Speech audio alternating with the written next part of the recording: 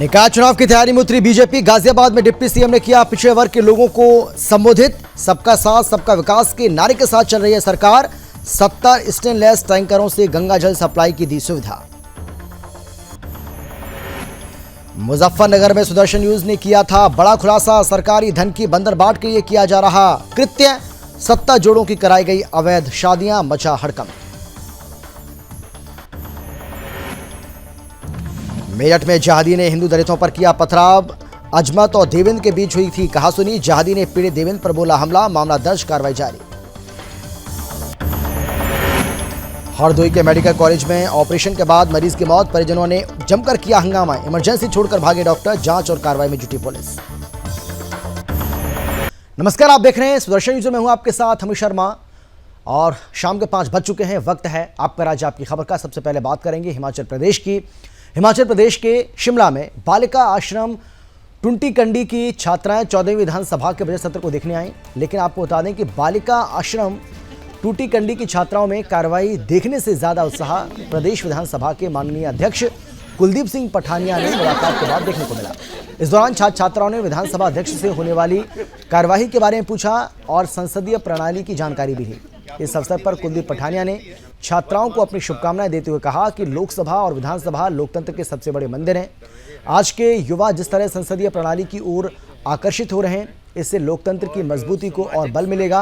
उन्होंने कहा कि सदन ही एक ऐसा सर्वोत्तम स्थान है जहां चुने हुए प्रतिनिधि जनहित से जुड़े मुद्दों को उठा सकते हैं और उनका समाधान भी संभव हो पाता है। छात्राओं से संवाद करते हुए उन्होंने कहा कि उनका दायित्व सदन की कार्यवाही चलाना है, जिसे वो स्थापित नियमावली से नियंत्रित करते हैं।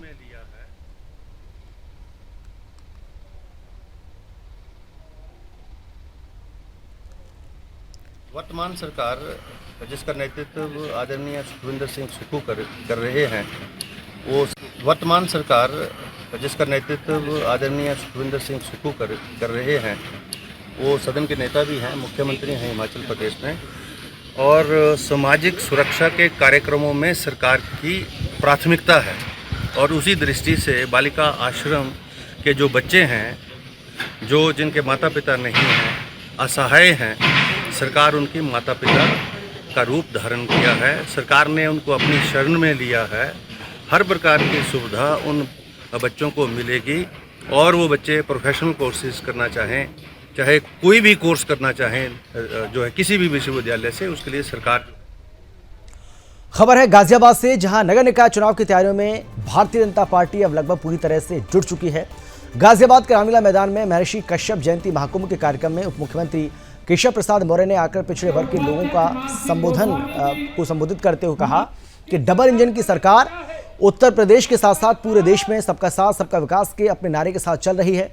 उन्होंने कहा कि जितना मान सम्मान भारतीय जनता पार्टी ने पिछड़े वर्ग को दिया है, आप इतिहास उठाकर देख लीजिएगा अगर किसी ने पिछड़े वर्ग को इतना सम्मान दिया हो।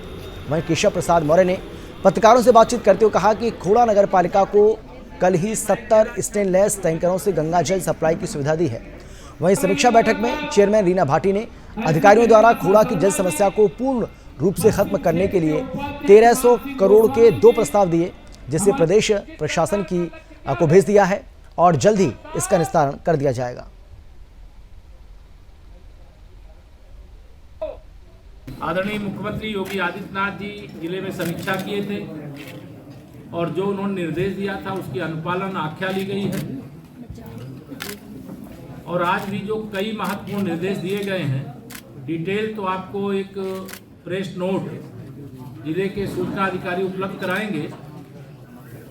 लेकिन गाजियाबाद एक तरह से उत्तर प्रदेश का प्रवेश द्वार भी है और निकास द्वार भी। और गाजियाबाद को देख करके लोगों को लगता है कि हमारे प्रदेश के विकास की शुरुआत कैसे है। आज यह भी खुशी की बात है कि जनपद में पुलिस कमिश्नरी सिस्टम भी लागू हो गया।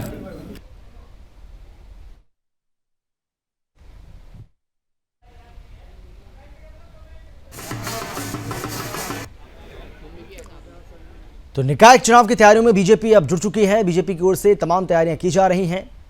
डिप्टी सीएम ने पिछड़े वर्ग के लोगों को संबोधित किया। इसके साथ ही मुख्यमंत्री भी इस दौरान मौजूद रहे और मुख्यमंत्री ने यह दावा किया कि पिछड़े वर्ग के लिए जितना बीजेपी सरकार ने किया है इतना अभी तक किसी ने नहीं किया है। आप अगर इतिहास के पन्नों को पलटेंगे तो आपको ये पता चलेगा कि बीजेपी ने पिछड़े वर्ग का सबसे ज्यादा ध्यान रखा है। गाजियाबाद के अंदर डिप्टी सीएम केशव प्रसाद मौर्य अब जो यहाँ कश्यप सम्मेलन चल रहा था वहाँ मौजूद है। देख सकते हैं कि पीछे जनता का संबोधन चल रहा है। केशव प्रसाद मौर्य जनता का संबोधन करते हुए भारतीय जनता पार्टी के द्वारा ओबीसी वर्ग के लिए जो जो कार्य किए गए वहाँ बताया जा रहा है और उतना सम्मान उन्हें पार्टी ने दिया है उतना ही सम्मान पूरे समाज को भारतीय जनता पार्टी देती है। प्रधानमंत्री मोदी और मुख्यमंत्री योगी के साथ यहाँ डबल इंजन की सरकार लगातार 6 वर्षों से यहाँ काम करती आ रही है और 6 वर्षों में क्या क्या कार्य या निकायों में, नगर निगम, नगर पालिका में कराए गए। अभी प्रेस कॉन्फ्रेंस में भी केशव प्रसाद मौर्य ने पत्रकार से बात करते हुए बताया कि कितने कार्य भारतीय जनता पार्टी ने कराए हैं। खौड़ा नगर पालिका का नाम लेते हुए उन्होंने बताया कि जो टैंकरों के द्वारा पानी दिया गया है और 2 योजना खौड़ा नगर पालिका की तरफ से प्रस्ताव भेजे गए हैं, जो दोनों योजना 650 करोड़ की है। उन दोनों योजनाओं को भी प्रस्ताव सरकार के पास पहुंचा है और जल्द उस पर भी काम किया जाएगा और जल्द खौड़ा को जो पानी की मूलभूत समस्या है अभी टैंकरों द्वारा उसकी पूरी गई है और आगे जल्द ही उसको परमानेंट सॉल्यूशन उसको दे दिया जाएगा। खासकर खौड़ा नगर पालिका का नाम लेते हुए केशव प्रसाद मौर्य ने स्कूल को बताया कि कैसे शिक्षा और स्वास्थ्य नगर पालिका के लिए भारतीय जनता पार्टी ने काम किया है। और ओबीसी वर्ग का मैं दिखाऊं आपको कि केशव प्रसाद मौर्य अभी संबोधन कर ही रहे हैं जनता का। किसी आज तक इससे पहले भी सरकारों ने ओबीसी वर्ग को इतना नहीं पूछा था और अब ओबीसी वर्ग के साथ सबका विकास, सबका विश्वास को लेकर भारतीय जनता पार्टी कार्य। और चलिए अब खबर है मुजफ्फरनगर से, जहां भ्रष्ट अधिकारियों के द्वारा सरकारी धन की बंदरबाट को लेकर सुदर्शन न्यूज के द्वारा किए गए खुलासे के बाद अब जनप्रतिनिधियों और समाज सेवियों की तीखी प्रतिक्रिया सामने आई है। दरअसल पूरा मामला मुजफ्फरनगर के चरथावल विकासखंड का है, जहां बीते दिनों मुख्यमंत्री सामूहिक विवाह योजना के अंतर्गत 70 जोड़ों की शादी कराई गई थी, जिसको लेकर सुदर्शन न्यूज की टीम के द्वारा बड़ा खुलासा किया गया था। सुदर्शन न्यूज की टीम के द्वारा की गई पड़ताल में पाया गया कि जिन 70 जोड़ों की शादी कराई गई उनमें से अधिकांश ऐसे हैं जिनकी शादी पहले से ही हो चुकी है। आपको बता दें कि गरीब परिवारों की मदद के लिए उत्तर प्रदेश सरकार लगातार कई महत्वपूर्ण योजना चला रही है, जिसमें से एक मुख्यमंत्री सामूहिक विवाह योजना गरीब बेटियों के लिए चलाई जा रही है, जिसमें सरकार की तरफ से गरीब बेटी के लिए विवाह के लिए 51,000 की आर्थिक मदद दी जाती है। लेकिन सरकार की महत्वाकांक्षी योजनाओं को भ्रष्ट अधिकारी पानी फेरने का काम कर रहे हैं।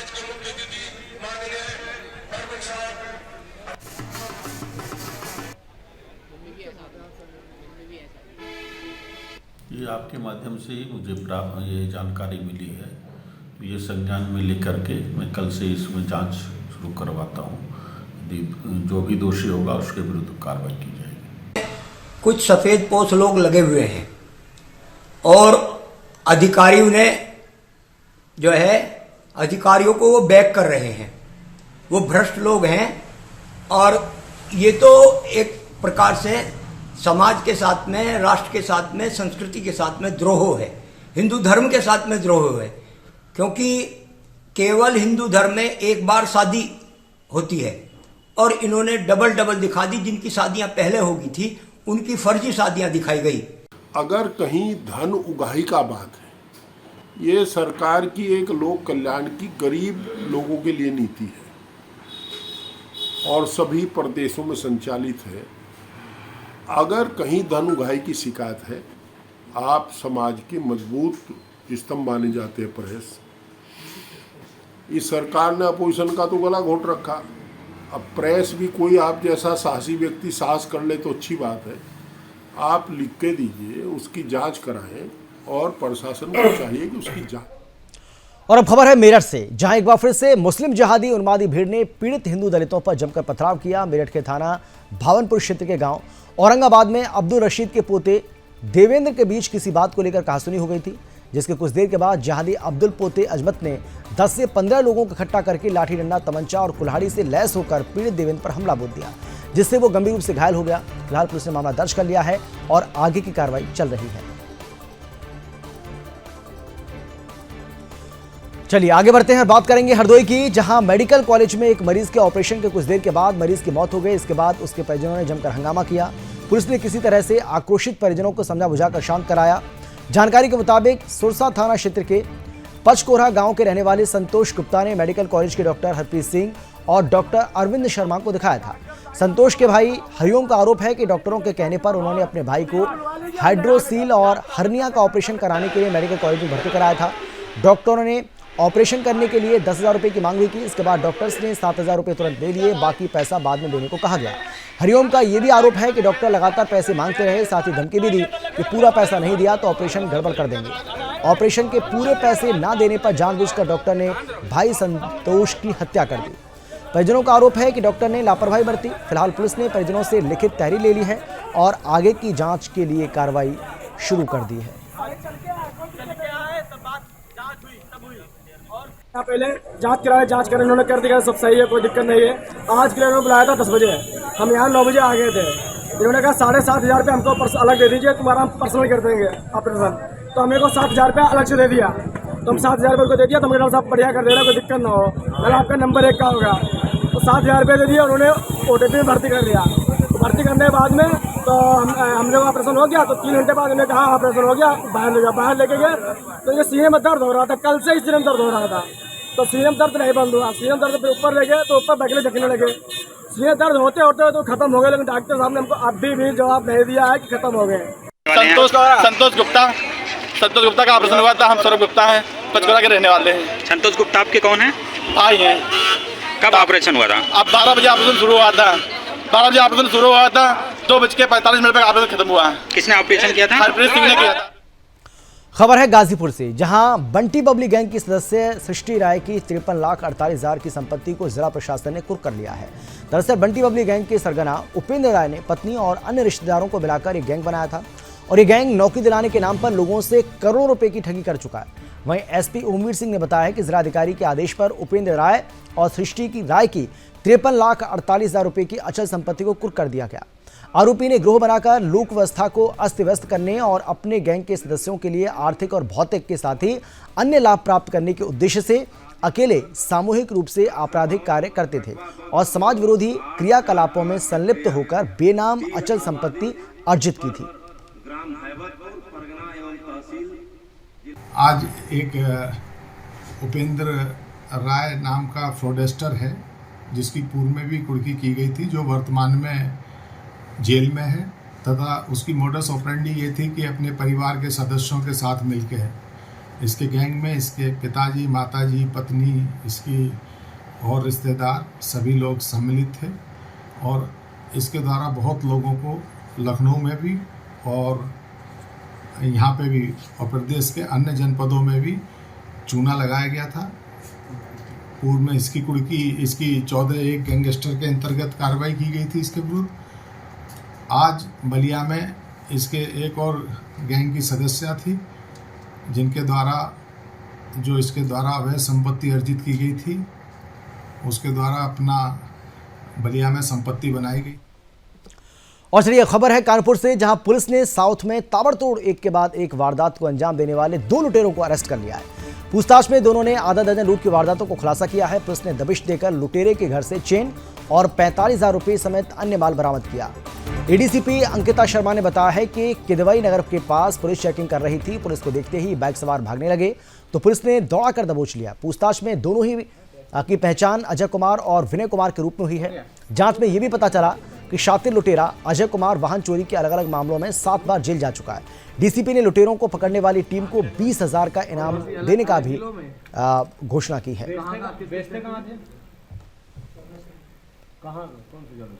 एसीपी नौबस्ता की टीम के द्वारा एक बहुत अच्छा खुलासा किया गया है। पिछले कुछ दिनों से साउथ जोन में चेन स्नैचिंग की काफ़ी घटनाएं हुई थी। इसमें हमारी एसीपी नौबस्ता की 2 टीमें काम कर रही थी। फाइनली थाना नौबस्ता की टीम को सफलता मिली है और 2 चेन स्नैचर्स इस टीम के द्वारा पकड़े गए हैं। एक का नाम है अजय कुमार साहू, जो थाना बिदनू क्षेत्र में रहता है, और दूसरे का नाम है विनय कुमार, जो ओरिजिनली और अब खबर है कानपुर से, जहां भारतीय जनता पार्टी युवाओं को जोड़ने के लिए अब एक नया प्रयास शुरू कर चुकी है। इसकी जिम्मेदारी बीजेपी युवा मोर्चा को दी गई है और इसी क्रम में बीजेपी युवा को जोड़ने के लिए Y20 चौपाल का आयोजन करेगी। Y20 चौपाल अभियान 1 अप्रैल से 15 अप्रैल तक संचालित हो रहा है। हर जिले में 350 से 400 चौपाल चौपाल आयोजित करने का लक्ष्य रखा गया है। इसको लेकर 94 संगठनात्मक जिलों में ये चौपाल लगाने की योजना है। इन कार्यक्रमों में समाज के विद्वान और प्रतिष्ठित लोग मुख्य वक्ता के रूप में जिले में पहुंचेंगे और बीजेपी युवाओं से संपर्क करने के बाद उनको पार्टी में जोड़ने का प्रयास करेगी। इसके लिए अभी पूरे प्रदेश में तैयारियों को लेकर अंजाम दिया जा रहा है और शीघ्र ही इस कार्यक्रम को जमीनी स्तर पर उतारने की योजना है। भारतीय जनता युवा मोर्चा कानपुर दक्षिण आगामी कार्यक्रम जो भारतीय जनता युवा मोर्चा राष्ट्रीय नेतृत्व से आए हैं, G20 जो हमारे परम सौभाग्य का विषय है, जो हमारे देश में आदरणीय प्रधानमंत्री जी के द्वारा पूरे भारत देश में किया जा रहा है, उसके आयोजन में भारतीय जनता युवा मोर्चा को Y20 मतलब U20 का कार्यक्रम करना है। राष्ट्रीय नेतृत्व से कानपुर दक्षिण को दिए गए कार्यक्रम में हम सभी भारतीय जनता युवा मोर्चा कानपुर दक्षिण। कर्नाटक के बेलगाम के पास हिरेबेगड़ी टोल पर पुलिस ने चेकिंग के दौरान 2 करोड़ की नकदी जब्त की है। एक निजी बस में बिना उचित कागजात के 2 करोड़ रुपए नकदी ले जा रहे थे। जो बस जो है वो मुंबई से बेंगलुरु जा रही थी। दरअसल एफएसटी और पुलिस अधिकारियों की एक टीम ने संयुक्त ऑपरेशन में ये कार्रवाई की है और पुलिस के अधिकारियों ने बड़ी रकम बरामद होने की जानकारी आयकर विभाग को दी है। खबर सुनते ही जिला कलेक्टर नितेश पाटिल ने घटनास्थल का दौरा किया और हिरे बगेवाड़ी पुलिस को मामला दर्ज करने का आदेश भी दिया।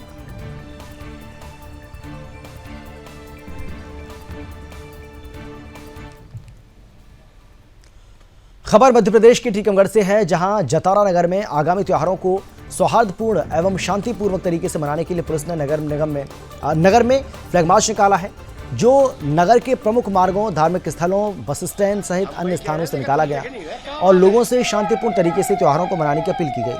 साथ ही क्षेत्र में स्थित होटल, ढाबा और बस स्टैंड के साथ ही पेट्रोल पंप, सार्वजनिक आवागमन के साधनों की सघनता से चेकिंग की गई। जतारा थाना प्रभारी ने बताया है कि लोगों को कोरोना बीमारी से बचाने, मास्क लगाने के लिए और त्योहारों को सुरक्षापूर्वक मनाने के लिए कहा गया। साथ ही लोगों से ये भी चर्चा की गई कि किसी भी प्रकार की संदिग्ध वस्तु या व्यक्ति दिखने पर पुलिस को सूचित किया जाए। वहीं एसडीओपी प्रिया सिंधी ने कहा है कि आगामी त्योहारों को लेकर ड्रोन कैमरे से नगर में निगरानी की जा रही है और त्योहारों में उपद्रव, गड़बड़ी ना हो, इसका भी ध्यान रखा जा रहा है। यदि कोई त्योहारों में गड़बड़ी करता है तो उसके साथ सख्ती से निपटा भी जाएगा। हम भाई कह रहे थे कि तुम दिख नहीं रहे, क्या बात है। मध्य प्रदेश के ग्वालियर की बात करेंगे, जहां मुरैना के रामपुर कला में कंसवध मेले का आयोजन किया गया, जिसे देखने के लिए लगभग 1 लाख श्रद्धालु शामिल हुए। साथ ही इस मेले में धार्मिक, राजनीतिक, सामाजिक और स्वच्छता को लेकर झांकियां भी निकाली गईं। दरअसल मुख्य आकर्षण का केंद्र झांसी की रानी महालक्ष्मी बाई का था। सोने के आभूषणों के साथ पुलिस की सुरक्षा चाक-चौबंद थी। साथ ही महाराणा प्रताप, वीर शिवाजी जैसे योद्धाओं की झांकी शामिल थी। आपको ये भी बता दें कि मुरैना के रामपुर कला में लगभग 300 वर्षों से ये कंसवध मेले का आयोजन किया जा रहा है। मेले के अंतिम दिन विशाल दंगल कराया जाएगा, जिसमें अंतर्राष्ट्रीय महिला कुश्ती पहलवान रानी राणा भाग लेंगी। रानी राणा मध्य प्रदेश सरकार की बेटी बचाओ बेटी पढ़ाओ की ब्रांड एम्बेसडर भी हैं। ये व्यंग्यात्मक रोल है। लोग जो है कचरा फैलाते हैं, समाज को दूषित करते हैं। हम लोग उनको जो सिखा रहे हैं कि भैया आप लोग जो है सफाई स्वच्छता रखें। ये स्वच्छता मिशन का हमारा उद्देश्य है। हाँ, और ये हमारे कंसवध का मेला करीबन 300 वर्ष पूर्व से निकलता चला आ रहा है।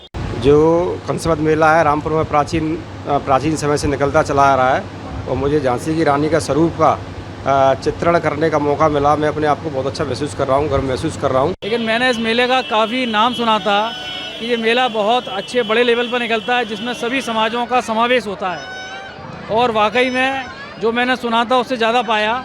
यहाँ सभी समाजों की झांकियाँ और इतनी भीड़, इतना आकर्षण के यहाँ दूर दूर से लोग इसको देखने आते हैं। बहुत ज़बरदस्त मेला था और इस तरह का मेला मैं हर बार देखना चाहूँगा। इसमें झांसी की रानी, आपका झलकारी बाई, आपके और भी है परशुराम जी और कई सारे ऐसे थे, बाबा भीमराव अंबेडकर, इन सब की झांकी देखने को मिली। और चलिए अब बात करेंगे मेरठ की, जहां एक बार फिर से मुस्लिम जिहादी उन्मादी भीड़ ने पीड़ित हिंदू दलितों पर जमकर पथराव किया है। मेरठ के थाना भावनपुर क्षेत्र के गांव औरंगाबाद में अब्दुल रशीद के पोते देवेंद्र के बीच किसी बात को लेकर कहासुनी हो गई थी, जिसके कुछ देर के बाद जिहादी अब्दुल पोते अजमत ने 10 से 15 लोगों को इकट्ठा करके लाठी डंडा, तमंचा और कुल्हाड़ी से लैस होकर पीड़ित देवेंद्र पर हमला बोल दिया, जिससे वो गंभीर रूप से घायल हो गया। फिलहाल पुलिस ने मामला दर्ज कर लिया है और आगे की कार्रवाई की जा रही है। थाना भावलपुर के औरंगाबाद गांव में दो समुदायों के बीच मारपीट का मामला सामने आया था और इसमें पुलिस की तरफ से मुकदमा लिख दिया गया है। लगभग 8 लोग नामजद हैं और 7-8 लोग अज्ञात हैं। इसमें अभी तक 4 लोगों की गिरफ्तारी भी हो चुकी है। इसमें दोनों पक्षों की तरफ से लगभग 5 लोग घायल थे मारपीट में, जिनको समुचित इलाज के लिए अस्पताल भेज दिया गया था। सिर्फ ही इसमें जो अन्य वांछित हैं उनकी गिरफ्तारी। फिलहाल इतना ही, लेकिन देश और दुनिया की बाकी खबरों के लिए आप देखते रहिए सुदर्शन न्यूज़। नमस्कार।